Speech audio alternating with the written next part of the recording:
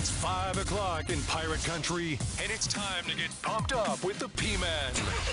Hit the door and hit the road. 94.3 The Game is going to get you home, and the P-Man's not holding back. Yes! Yes! Pirates win! Pirates win! Bring on the Patrick Johnson Show on 94.3 The Game. Holy mackerel! Oh, my goodness! The flagship station of the ECU Pirates. Okay, hello again, everybody, and welcome. Thursdays, we're on at 4 through the Super Bowl with the Patrick Johnson Show here today with you. Thanks for being with us. We've got a couple of things coming your way today. We're going to talk hoops next segment with ECU women's basketball head coach Kim McNeill. Pirates picked in the upper third, would you say? Well, upper half of the kind of middle of the pack in the preseason. Of course, when you lose Danae McNeill at 22 points a game, where are you going to get that scoring? But I think this is going to be a more defensive-minded kind of ECU team, especially early in the season and early in the conference slate. They'll open their season against, I believe it's Charleston Southern on the 6th of November. So the Wednesday and the, Wednesday to be a couple weeks, 3 weeks from yesterday, actually. Figure it out there. So Kim McNeill coming up, and then rounding out our chats with the high school coaches in the area that we are involved with, JP2's coach Sean Murphy, who's also the AD, is going to be with us. Sean, of course, has piloted JP2 to championship game appearances. I don't know if they've won a title or not. I don't think they have. I believe they have not. They've been there a couple times, I believe, in the football championships. Either way, he's done a wonderful job. You know, he was the inaugural head coach of the program. Program's pretty new, and he's just done a wonderful job building a program from scratch in an area where it can be tough to recruit, especially with the open enrollment in Pitt County with the public schools, that a lot of people, if they're at a team they don't feel like is very good, they can just ship their kid to Rose, and that's what so many folks have done. And so it makes it even tougher than maybe even some other big private schools or big money private schools, I should say, to make a good program. And he's done a wonderful job.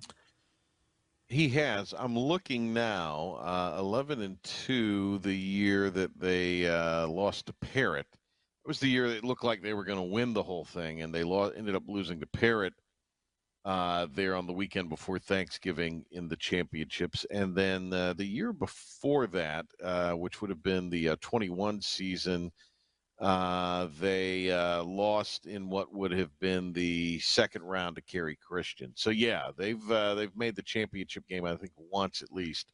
Anyway, we're going to talk to him. They're trying to be in a position to host an opening round in the playoffs in a couple of weeks. So Sean Murphy coming up. That voice you heard a moment ago, the docile tones of the voice of the Washington Pan Pack here on 94.3 The Game. Philip the Ref Pilkington. Pilk, what's going on? You know, it's a beautiful Thursday here in Eastern North Carolina. Nice and cool. Getting ready for some Pan Pack football this weekend. Ready for some Pirate football this weekend. Going to have to drink some caffeine Friday morning. Not used to being, or Saturday morning. Not used to being up that early. And then even tomorrow morning, talk of the town, you and I, partying it up. It's going to be a fun week. It's a good point. We'll talk about that in a second. Do you have our breakfast secured? I've still not seen morning. Hank since we've talked about this. You know, Pilk, there's this great invention, and you got 1, 2, 3. You got a few of them around you there. It looks like computers. You know, you can do the World Wide Web and the emails, and then there's this device called the phone. Now, you like to use it to send your .coms and your text messages and your iMessages and your TikToks, but you can also call people on that device. I know. I'll call Hank when we get done. I'm just saying. I'm not saying. I'm just saying. All you got to do is get a little petty cash. I know. Get a little petty cash, and we'll buy some biscuits or something. Come on, man. All righty. We'll do it. Find Dr. No. All right. Then we know what the answer is going to be then. I'm wasting my breath. Yeah. Right. That's what the answer will be. I'd rather you people starve than we feed you to come in and do the show on Saturday morning.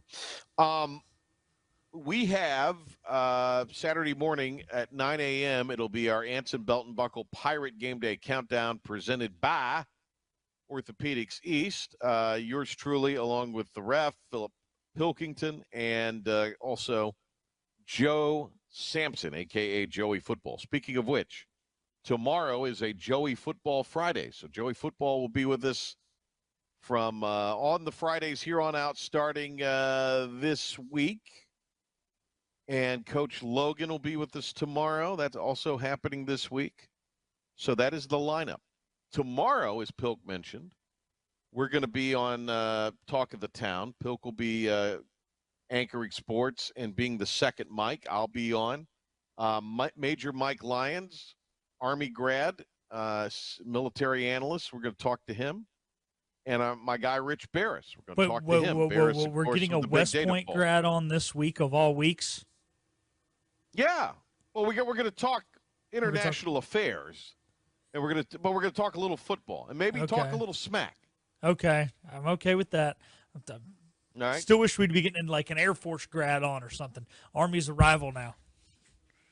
Jeff Munkin said on the McAfee show yesterday, mentioned East Carolina and that we're worried about our next game, which is East Carolina, one game at a time, all that good stuff.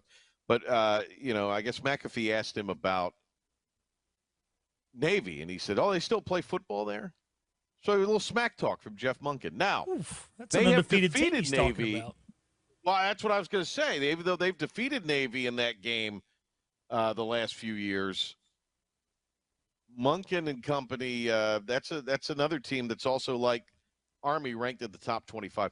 That, to me, is the best story of the year is Army and Navy so far. How can it not be? I mean, look, these are two programs that way back in the day, you were thinking of them as perennial national champions every single year. And then you got into the 70s and 80s, and it was about the teams in the big conferences that had the tie-ins to the big bowl games, whether it be the Rose Bowl or the Cotton Bowl. Right. And, those teams, the Texases of the world and the USCs of the world. It was the emergence of the state schools. Yes. In football. That moved the power away from the Ivies, if we're going way back. Yeah. Almost a century ago, or Army and Navy.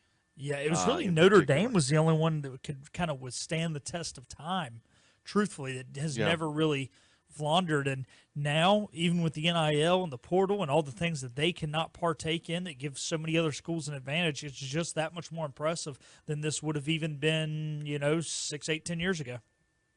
Yeah.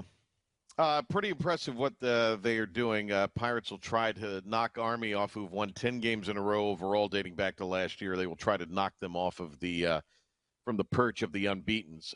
Speaking of which, let's hear from Coach Houston in a Pirate report right now. Some comments from Coach. Tough part of balancing getting fresh and prepared for Army and being physical, because Army's very physical, and the challenge of balancing all that during the open week. That's the balance going into a game like this. I'm glad we had the open date. I mean, it's preparing for a team like Army, especially running the offense they run as efficiently as they run it. The extra time was well needed, but we also needed it to get rested up and get some guys healed up. So I thought we took Sunday, Monday, Tuesday completely off. There's some guys that were limited all week, but Wednesday, Thursday were very physical practices, especially for the two fronts. Love how the kids responded. They got a little bit of a chip on their shoulder, so that's good too. I thought we'd been very physical, very focused yesterday and today. So now big thing between now and Saturday is recovery and getting guys ready to go. Health-wise, physically wise, get our tanks full. But I think the players are doing a good job with that balance. And Coach's thoughts on practice this week as a whole. Very good. Now the thing they got to do is we got to take it to Saturday. When I stand up here, I try to be very honest with you guys when you ask me questions. We practiced fantastic today. One of our better Wednesdays of the year, and we practiced well yesterday. I thought our effort's been excellent. Our execution, we had some execution issues yesterday, but I thought we fixed a lot of those today, and we were very sharp. Now we got to take it to Saturday, and we talked about that this morning in the team meeting. We can't stop ourselves on Saturday. That's why I look at all these games that they've played and these teams that they've played, and they are not going to make many mistakes in any phase. I mean, they just are just really impressive. But what they have really thrived on is the other team's mistakes, and that's the key to it. Is just, other teams haven't given themselves a chance sometimes because they're shooting themselves in the foot. And so really it comes down to our execution, matching their physicality, and it's going to be a hell of a ball game. But I'm very pleased with the way our kids are preparing. Tomorrow's a big mental focus day for us, and so meetings today have to be really good to prepare for that. And we just got to continue to get them just dialed in to be ready to go at 12 o'clock on Saturday. How well did the scout team do this week repping what Army presents? We started weeks ago with the scout team running this offense after hours, after practices, and getting them ready. And, a guy like Josh Benton, boy, he's been impressive this week. Just, he's been mimicking their quarterback. Of course, Josh was an outstanding high school quarterback in this offense. But, having him certainly helped. But our scout team has given us a very good look this week. But that's really a key to it because, when I used to run this offense, you didn't worry as much when you're facing a triple option team because, every day in practice you were getting a scout look, a really good one. But when you don't run it, that's the challenge. And so we'll see how effective our scout team's been when we line up on Saturday. There's no way they're going to be as fast and as, precise as what we're facing. But, hopefully they've given us a good enough look. Okay, and Coach was asked of the details are more important with a low-volume possession game. Yeah, I mean, you see, that's the key. I put that up last week and it stayed up there. We've got great discipline, we've got great attention to detail, and we got to be physical. And, execution is going to be key. But hopefully we maximize our possessions on Saturday, and hopefully we can do a great job of limiting theirs. All right, and Coach Husa was asked if he has ever shared notes or maybe compared offenses when they were running the triple option with Jeff Munkin. Well, first, I think I have a lot of respect for Coach. We first met when he was at Georgia Southern, and I was at Lenore-Rhine. And then I went to the Citadel right as he was leaving to go to Army. And, we've talked at times over the years, but we were never really, X and O'd together. But I respect very much what he has done. I mean, it's really impressive. I got a chance to watch him, over the last couple of years. I think this year's team is probably his best team he's had there. But he's done a good job of adapting, each year. What he's doing now is much different than what he was doing 5 years ago. But I think he is, maybe the best triple option coach in the country. He's been doing it for a long time, and he's won everywhere he's been. So I really respect him a lot. The Pirates and the Black Knights of the Hudson meeting this Saturday at noon. Our coverage begins at 9 a.m. right here on 94.3 The Game and the IBX Media app, where you are with us right now, and we will be with Coach Kim McNeill with ECU women's basketball on the PJ Show next. The Patrick Johnson Show continues on. We've got Kim McNeill, coach of the Pirates, joining us here with the basketball season about to start. Coach has been on the whirlwind. As she is just back from Texas and the preseason media gathering. Coach McNeill, always great to catch up with you. Thank you for the time, as always. No problem. Thank you for having me. I saw you at the – well, I didn't see you because I wasn't there, but I saw the socials of you at the Panthers-Raiders game.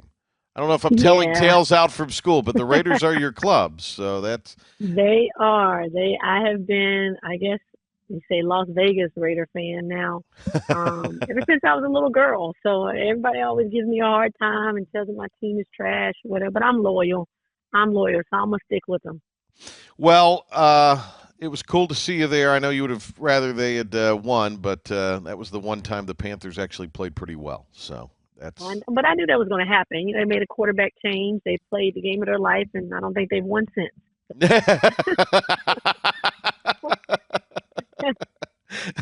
Yeah, well, that's true.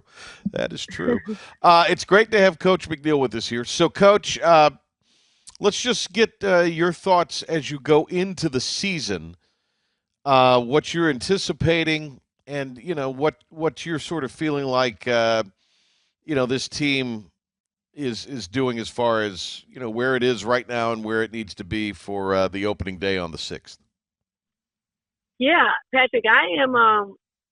I'm pretty excited about this team. This is probably not probably, but it is the most experienced team I've had. Since I've been at ECU. There's a lot of kids, returning that was either a part of our championship run or a part of last year's team that dealt with a lot of adversity, got a lot of playing time, a lot of experience, for kids going down with injuries. And we made that run late in the season to make it back to the championship game. So, it's a team filled with kids that, understand, what it feels like to win, what it feels like to go on runs in the conference tournament and to win it. And, experience means a lot. It definitely does. And so got a lot of depth. Our post group is loaded. Our guard group is loaded. So it's going to, create some interesting, opportunities and substitution challenges for myself. But that's a coach's dream, to look down the bench and have options versus, you got to play 6 or 7 kids to death and really utilize them throughout the season. So this is the most experience and the most depth I've had since I've been here. Coach Kim McNeill is with us here on the Patrick Johnson Show today. What you like to do defensively or historically have liked to do, it's even better to have a deep rotation because you could keep throwing waves at fresh players at the opposition. So I have to imagine, that's as big a part of it as well, is everybody ought to be able to sell out on defense. Nobody should ever be talking about being tired, I guess. That extremely important, and also people understanding the system. Our matchup is extremely hard to learn, and normally it takes about a year to feel really comfortable with it. And with the group that I am going to go with my starting group, they're all veterans. They've all been in the system. Sania Johnson has been with us, for 5 years. Jayla Earp now her second year. Kaya Miller her second year. Maya Joyner, Tatiana White, Morgan Mosley, Talia White, all those kids have been in my system, for a really long time, so they understand it. So it's a lot of defense to look better at this point than what it did last year because there's nobody out there, that's new. They all understand it.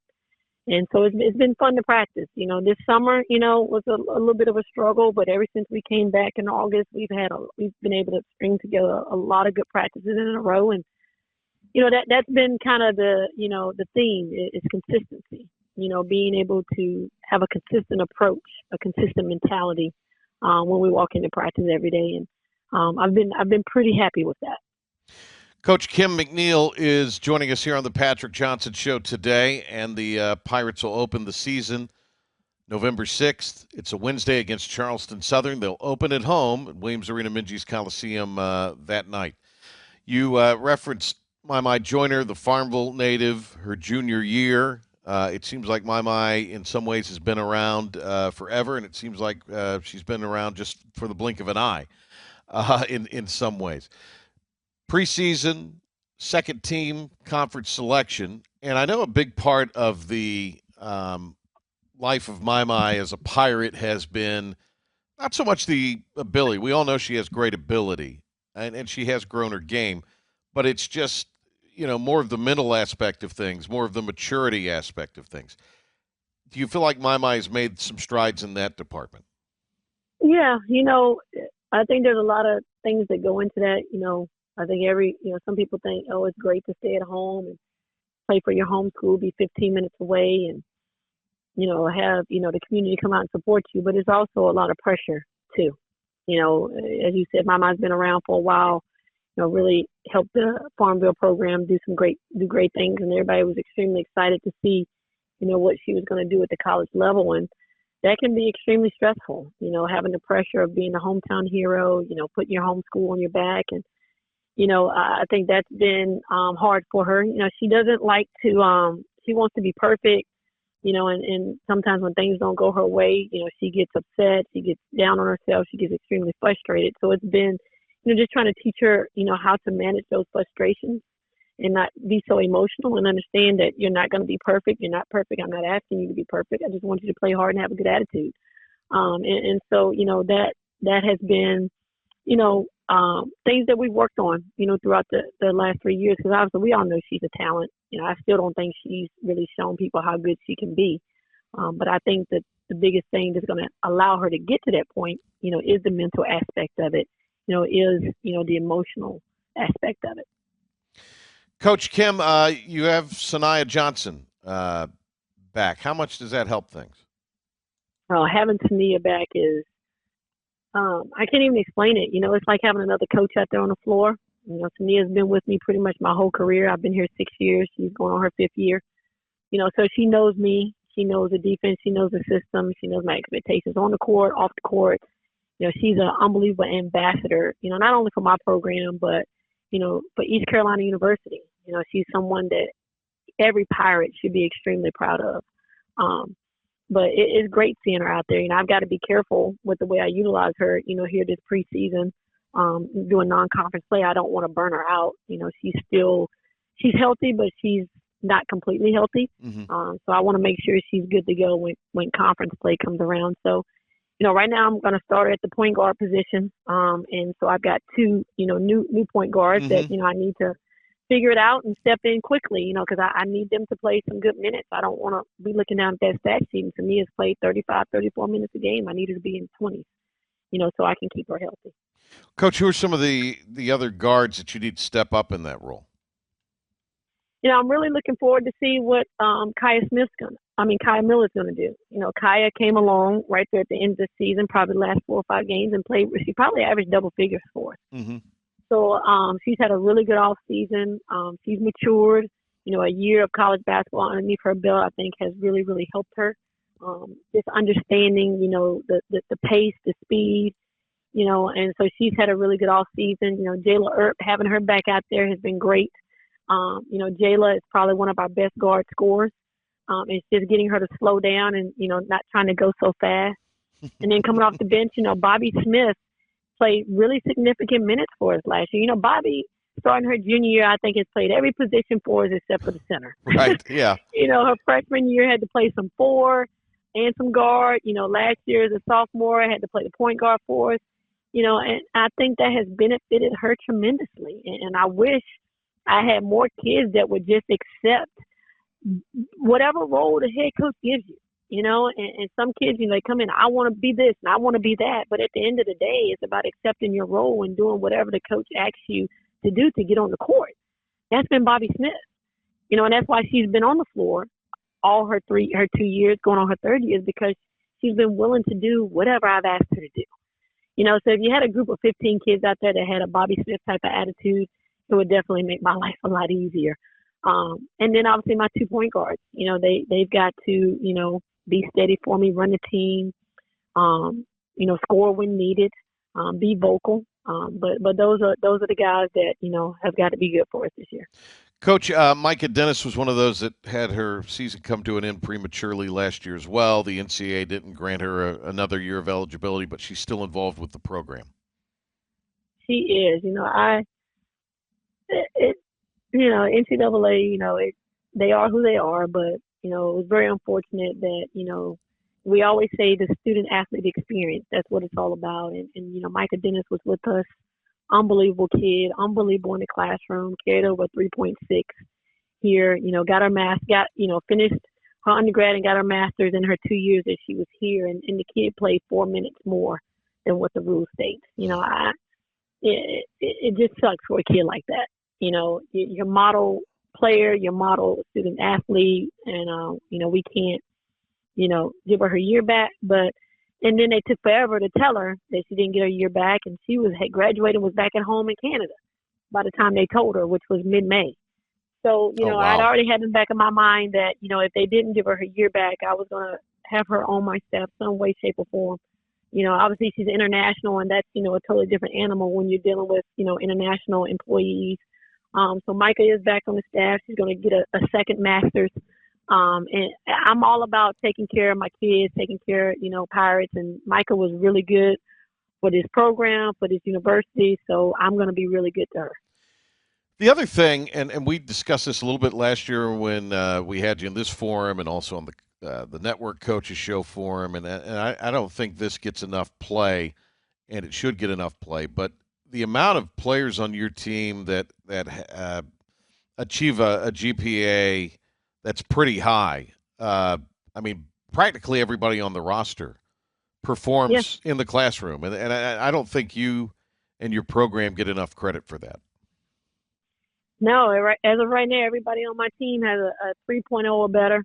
I probably got about 5 or 6 that has 3.5s or better. Wow. Sania graduated last year with like a 3.99, and she's getting her MBA. Morgan Mosley is starting her master's. Another young lady by the name of Ajane Hutton, one of my new kids, she's in the master's program. So they understand, we are student athletes. They understand that Coach Kim is serious about academics, because one day that ball is going to stop bouncing. And unfortunately, we just don't have as many opportunities as the guys do, to continue, our career in basketball. And so I want to make sure that, they've got that degree to fall back on, and not just a degree, but, be successful in that degree and do really well and develop relationships within, the program and within, Greenville, so that, when it is time to need a reference or, need, internships or whatever, we've got people that we can call on to help us out. And my girls do a really good job in the classroom and do a really good job in the community. So I think we represent, East Carolina and Pirate Nation very well. Coach, we mentioned you start the season with Charleston Southern. You'll play your second home game on the 14th, which is a Thursday against Furman. I'll see you then. But a trip to South Carolina and again, top program in the country, the national champ, played him in Greenville last year. Just that exposure playing the number one team and right now what is the top program in the country is probably, I would think in a lot of ways, invaluable for your program. Every year you want to create a non-conference schedule depending on where you feel you are as a program. Where we are as a program right now, we kind of look at it, we want to play at least 1 or 2 top 25 programs. Some other teams that are going to challenge us, and obviously some teams that we look at it and it's like, that's an automatic W. But, I'm all about, competing, with teams, and I think that only makes us better. You'll never see me with a cupcake schedule. Every year I want at least, 1 to 2 top 25 teams on that schedule, with this year being South Carolina. And, we go to UNLV and play UNLV, and last year they were a top 25 team. Mm-hmm. And then, we got VCU, we got JMU, we got ODU, who are going to be really good, challenging programs for us, really good teams to play. So I think we did a really good job with our schedule this year. South Carolina, that was an unbelievable experience last year for our program. Sold out Minji's. I think it was great for Pirate Nation. Dawn Staley's great with that. Like she'll go play anybody, and I think she's all about growing the game of women's basketball. And so, her coming here last year obviously drew a lot of people, sold out arena. We're going there, it's going to be sold out as they always do. But she's just all about growing the game. And, she's a mentor to me. I see her on the road. She's always giving me ideas, complimenting my program and things of that nature. But, this is what you come to college for, to have the opportunity to play some of the best teams in the country. And, I want to give my girls, that experience. Coach, last thing here, how do you see the conference shaking out? I know pick 6 in the preseason in the polling earlier in the week, but when you look at the teams you think will be really tough in the American, who stands out to you? Yeah, I think we would probably pick 6 because we lost Danae McNeill, right? Who was a 22-point scorer game. So that I was anticipating probably a middle of the pack type of vote, but as we've proven before, it doesn't matter where you start; it's all about where you finish. But I definitely think this league is going to be tough again this year. It's probably going to be just like it was last year. One game could, one win could take you top 3. One loss could take you, to 7, 8, or 9. It is a very balanced league that every night is going to be competitive. You're going to have to bring your best game. And I still, and I say this all the time whenever I talk to any media, I don't think this league gets enough credit when it comes to women's basketball. I think we have some unbelievable coaches. I think we have some unbelievable players. And it's just unfortunate, that we don't get as much pub or as much recognition as we should get, because this is a very good basketball league for women's basketball. Coach Kim, it's always great to talk to you. Look forward to covering your team this year, and we'll talk to you again very, very soon. Yeah, I appreciate it. I look forward to seeing Pirate Nation on November 6th. Make sure you guys come out. I've appreciated the support we've had these last 5 years, but I think it can be better.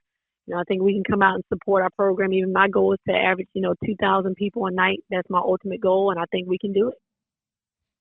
Back on the Patrick Johnson Show, here with you on 94.3 The Game and the IBX Media app. We're very happy to have it this time. The head coach and director of athletics at JP2, John Paul II Catholic School in Greenville, head man of the Saints when it comes to football, Sean Murphy. Always a very great conversation anytime we catch up with Coach Murphy. Coach, I hope you're well. Thank you for taking some time with us here. Oh, thank you, Patrick. I appreciate you guys taking a few minutes to have us on and talk about our school and our football program. 4-3 coming into the stretch run for independent school football, and you got a couple of roadies the next couple of weeks. It's pretty simple. JP2 wins out, and they could host a game in the playoffs. That's correct.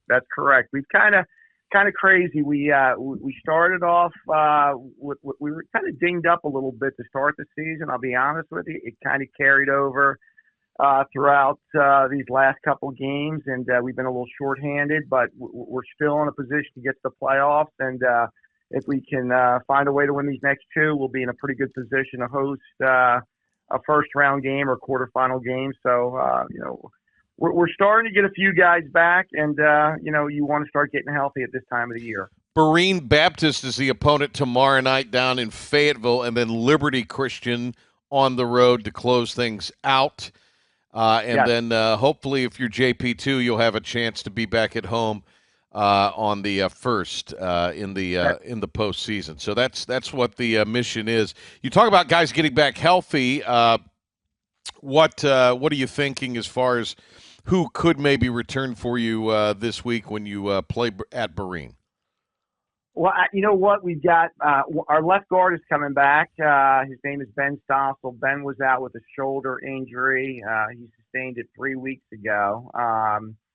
We've just got, it's our last game. We played Wayne Christian, who's a very good 8-man football team, and we were short 3 on the offensive line. Whew. So for 8-man football, if you're missing 3 of your 5 starters up front, as we all know, you win it up front. You win it with your offensive defensive line, and we didn't play as well as I'd hoped. We had some backup kids in, and they did the best they could. But with the offensive line, it just takes time. The timing is really critical, and it showed, especially when we tried to throw the football. Just some of our protections were off, and it's just a lot of it just has to do with lack of playing time and working together as a group. So that's been tough, but we got one of them back, and we're hoping to get one more back next week. So we're getting there. And as I said, I'm hoping we've had 6 to 7 out at one point throughout the year. So we're hoping to get at least 3 back by next week, and hopefully 5 back by playoff time. So it's like I said, it's been a rough year, and we've gotten a little bit hit with the injury bug, but it's part of football, and that's kind of with any classification, or whether it's high school, college, the pro, injuries play a huge factor, and the key is to stay healthy. We're talking to Sean Murphy, AD and head coach at JP2. And they'll go on the road tomorrow to play Berean Baptist in Fayetteville at 7 o'clock. This is the 4th road game of the year for the Saints, who have won 2 of their previous 3. I wanted to ask you a little bit about Latavius Moore. He's had a really fantastic year for you. Total yards, he's closing in on 900. It should go over 1,000 in total yards for you this year. What has made him such a special player for you? You know what? Here, one of the good things about being a small school is if you have a player that has the abilities of freshmen, they can come in and play right away because we're a smaller school. So Latavius or TT started for us as a freshman. And, I think each year the game has slowed down a little for him. So each year he's gotten better. And, Last year he got injured and missed a few games. This year he's been pretty healthy and he's just had a fantastic year. It doesn't hurt either. He's 6'2", he's 190 pounds. He runs maybe a high 4.5, low 4.6. He's got a Navy offer. Oh, so, great. So he's definitely a high caliber player, and he's played free safety for us. He's played wide receiver, and he's played running back. His true positions, though, are probably are free safety and wide receiver. Navy's recruited him as a wide receiver, but personally, I think his best position is free safety. But he's a smart kid. He's a very good student. He's got a high football IQ, and he came in a little undersized, and now he's 6'2", 190. He's just a great kid, and knows and plays the game hard, understands the game, and I think he's having a great year so far. Coach, give me some names of some other players who've been key for you this year. Yeah, our quarterback, JT Williams. JT is actually a baseball player. JT is 6'5". He's 250 pounds. He plays quarterback for us, and he's had a really, really good year for us. On the defensive side, as I mentioned, T.T. Moore. We've got another running back, Gentry McNeill, who was going to last week's game, I think leading North Carolina in return yards. He has returned, I think, 4 touchdowns, 4 kickoffs for touchdowns. He's a junior, outstanding player. We have a freshman named Anthony Washington, who is our starting right guard, and Anthony is 6'2". He's 290 pounds and has played really, really well for us. Defensive end, Ward Howdy, has had a terrific year for us. And then our 2 inside linebackers, Armando Perez, James Carmack, have been solid. And I'm going to throw out 2 more, Parker Stokes and Ryan Wright have also done a really good job, as has Carson Kester at our nose guards. Our defense has been really good, and they've kept us in games because since most of our injuries have taken place on the offense. So I'll tell you what, great group of kids, work extremely hard, very coachable, and I'll be honest with you, make coaching enjoyable. Coach, you also serve as the AD. We'll circle back to football here in a minute, but as the AD, you're overseeing all the athletic endeavors there at JP2. How have the other sports in the fall been? You know what? Great years. We've had, again, we only have 250 kids that go to our school. I think we have 130 of them are athletes. Our volleyball team shared the conference title with Coastal Christian out of Wilmington, and they're in the second round of the state playoffs. Our soccer team finished second in the conference. They have 14 wins. They are also going to the second round of the conference tournament. Tennis, we're kind of sort of in our girls tennis team. This is really our second year. Mm-hmm. We had, I think, 14 players. They got to the first round, just lost on Tuesday. Cross country has been really solid. So as a whole, our fall sports have been really solid. We've got, as I said, 2 teams in the second round of the playoffs, and great turnout, very good coaches. So really pleased with the development of our athletic program and the growth. Hard to believe, but hoops will be here. How's basketball looking at JP2 for the boys and the girls? Girls are going to be very, very good. They return 3 starters. They're 2 key players off the bench, and then top freshmen. So they should be, I think last year they won 27 games. Their loss was to Grace Christian out of Sanford, and Grace Christian had, I guess, the number 1 player in the state who headed out to UConn. So they're going to be in the mix, and we expect them to be a Final Four team in 3A for the NCISAA. Boys team, a little bit of a rebuild. They're going to be competitive, just young. I think we only have 1 or 2 seniors. Our head basketball coach, Ralph Biggs, who played on the collegiate and professional level, does a great job with our kids and really is good at taking kids with, sometimes some lower skills and just turning them into good, solid basketball players. You talked about Grace Christian's player it's Sarah Strong, and what a player. What a player she was. Fantastic player. And I'll tell you, she was, to watch her in person was just, mind blowing, just how good she was. The way she could handle the ball, go to the hole, just a fantastic player. So it was good for our girls to play against that type of competition and to kind of see a high level player. So again, we think we're going to be pretty good this year on the girls, with our girls program. And, 27, I think they won last year. So the goal is, win a few more. Hey, Coach, how is it stacking up in the independent schools in the 8-man playoffs? Who are some of the top teams, and how do you see it finishing out as far as rounding out as you all attempt to have a home game in the quarterfinals in 3 weeks? Well, right now, the top two teams, one is a local team, which is Parrott, Parrott Academy, and they are ranked number 2 in the state. They have a running back named Jalen Solomon, who's outstanding. It's kind of crazy, but I think he's close to 2,000 yards rushing, and he's only played in 8 games. So, I mean, he's averaging, over, 250 yards a game. Fantastic player. He was a 4-year starter for them, and he's kind of their go-to guy. Kerry Christian out of Raleigh is also very good. Their quarterback is outstanding, and his dad played at North Carolina State. The kid is just you can tell he's the son of a former college player. So both of those schools. And Wayne Christian in Goldsboro is very good. They have 18 seniors and probably the biggest 8-man team I think I've ever seen.